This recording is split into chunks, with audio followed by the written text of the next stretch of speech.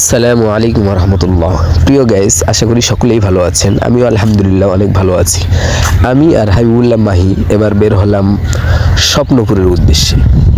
এর আগেও আপনাদেরকে স্বপ্নপুরী নিয়ে একটা সুন্দর একটা ভিডিও উপহার দিয়েছিলাম, কিন্তু সেখানে তারপরেও অনেক কিছু বাদ পড়ে গিয়েছিল। এই কারণে নিয়ত করলাম যে এবার নতুন করে একটা ভিডিও আপনাদেরকে উপহার দিব, যেখানে পূর্বের ভিডিওর অবশিষ্ট যা কিছু ছিল এগুলো যাতে দেখাতে পারি। তো আমি সর্বপ্রথম টিকিট কাটার জন্য গেলাম। তো আপনারা এখানে দেখতেই পাচ্ছেন যে প্রতি পিস মূল্য, টিকিটের মূল্য 100 টাকা করে। আমি টিকিট কাটার পর ভিতরে যাচ্ছি আর ভাবতেছি যে সর্বপ্রথম কোন জায়গায় যাব। আগে তো অনেক কিছুই দেখা হয়েছে। তো পূর্বে ভিডিওতে যেহেতু আমাকে ভূতের জগৎটা বেশ ভালোই লেগেছিল, এই কারণে আমি আর হাবিবুল্লাহ দুইজনে নিয়ত করলাম আগে ভূতের জগতেই যাই।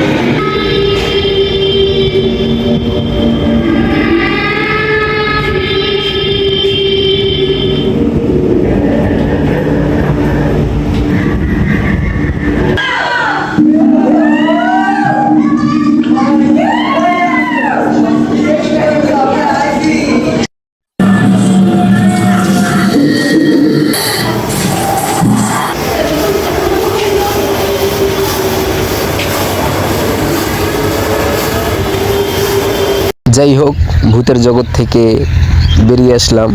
ভূতের জগৎটা খুব সুন্দরই উপভোগ করলাম। একদিকে ভয়, আতঙ্ক, অপরদিকে আবার আনন্দও লাগছিল যে না জানি কোন সময় আমারে ধরে ফেলে ভূত। তো এরপরে আমরা ভূতের জগৎ থেকে বাইরে হওয়ার পর সর্বপ্রথম মৎস্য জগতে যাওয়ার জন্য নিয়ত করলাম। কারণ এর আগে আপনাদেরকে আমি প্রথম পর্ব যে ভিডিও দেখিয়েছিলাম, সেখানে মৎস্য জগতের শুধু শুরুটা দেখানো হয়েছিল যে এখানে মৎস্য জগৎ আছে, কিন্তু ভিতরে কি আছে এ সম্পর্কে আপনাদেরকে কোনো ধারণা দেওয়া হয়নি।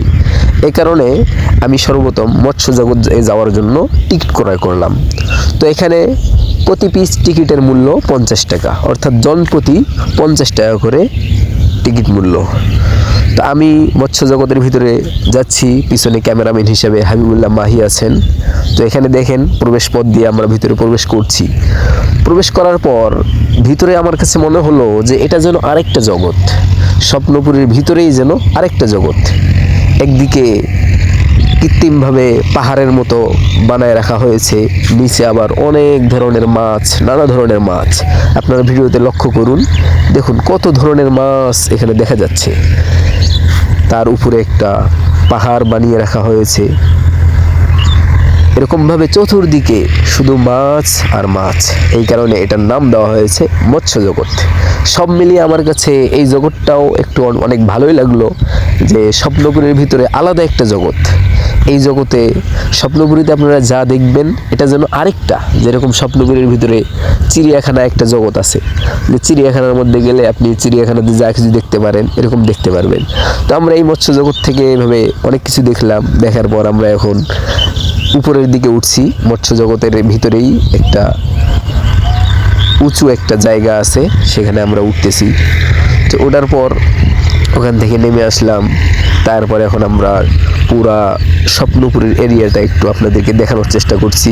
এরপর আমরা চলে আসলাম কৃত্রিম পশু দুনিয়ায়। এখানে আসার পর আশেপাশের জায়গাটুকু আপনাদেরকে আমি দেখানোর চেষ্টা করছি, যেখানে ফুল গাছ এবং পাতাবাহার দিয়ে জায়গাটিকে অনেক সুন্দরভাবে সাজিয়ে গুছিয়ে ফুটিয়ে তোলা হয়েছে।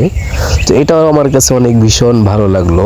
আবার এখানে ডায়নোসরের একটা কঙ্কালও রয়েছে। তো এখানে আসলেই বোঝা যায় যে স্বপ্নপুরীটা আসলে কত বড়। আমি মানুষের কাছে শুনেছি যে সারাদিনও নাকি ঘুরলেই স্বপ্নপুরী শেষ করার মতো না। আমার কাছেও বিষয়টি এমনই মনে হয়েছে, কারণ এ পর্যন্ত আমি 3 বার আসছি এখানে।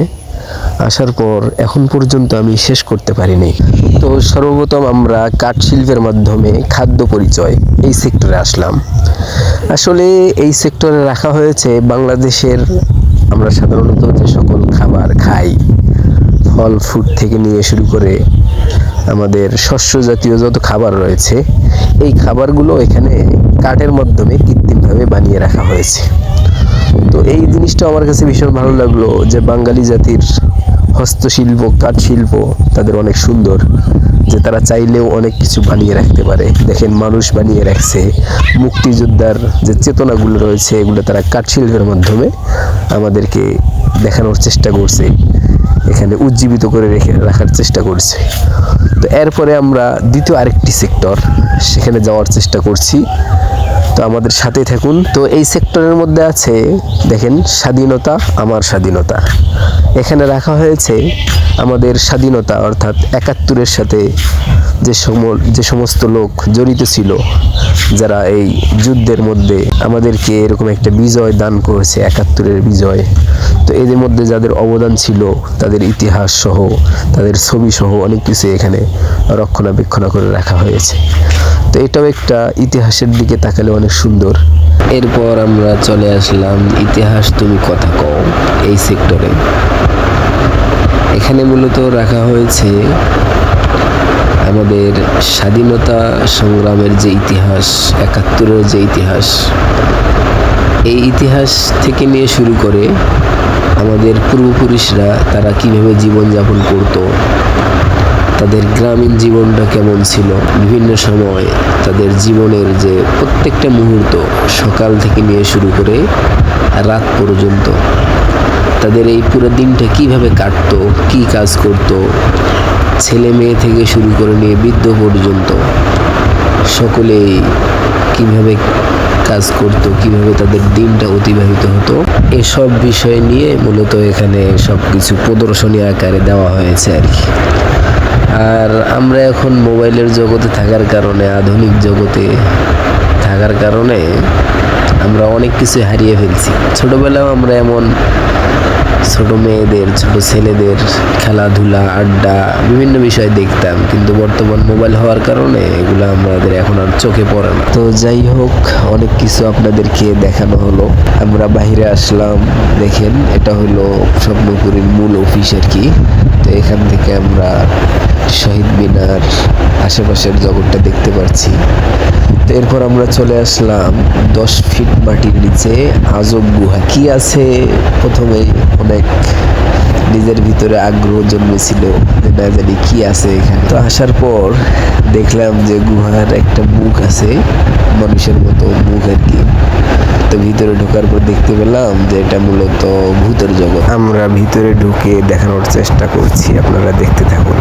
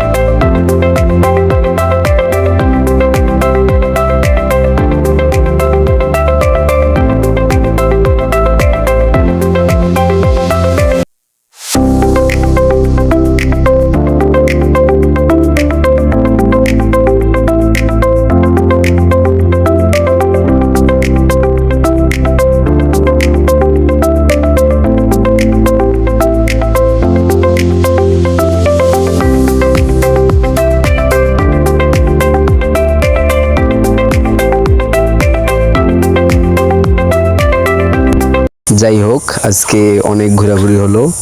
তো সর্বশেষ আমরা এখন উঠতে চাচ্ছি স্পিড বোর্ডে, যেখানে জনপ্রতি 60 টাকা। আমি হাবিবুল্লাহ মাহিকে টিকিট কাটার জন্য পাঠিয়ে দিলাম। এরপর আমাদের টিকিট কাটা হয়ে গেল, আমরা এখন স্পিড বোর্ডে উঠব। তো স্বপ্নপুরীতে যা কিছু ঘুরলাম দেখলাম, সব কিছুর মধ্যে এই স্পিড বোর্ডের উপভোগটা আমার কাছে সবচেয়ে দারুণ লাগছে, কারণ এটা নিজেই আমি উপভোগ করছি। সেই অনেক সুন্দর লাগছিল, একদিকে আতঙ্ক, মনে হচ্ছিল না জানি কোন সময় পড়ে যাই। অনেক স্পিডে আমাদেরকে চালিয়ে নিয়ে গেছে, যাক অনেক ভালো লাগছে। তো যাই হোক, আমাদের আজকে এখানে ঘোরাফেরা শেষ, আমরা এখন বাড়ির দিকে যাচ্ছি। আপনারা সকলেই ভালো থাকবেন, আমার জন্য দোয়া করবেন। আর আমার চ্যানেলে যারা ভিডিও শেষ পর্যন্ত দেখলেন, সবাইকে অসংখ্য ধন্যবাদ। আবারও দেখা হবে কোনো এক ভিডিওতে ইনশাআল্লাহ।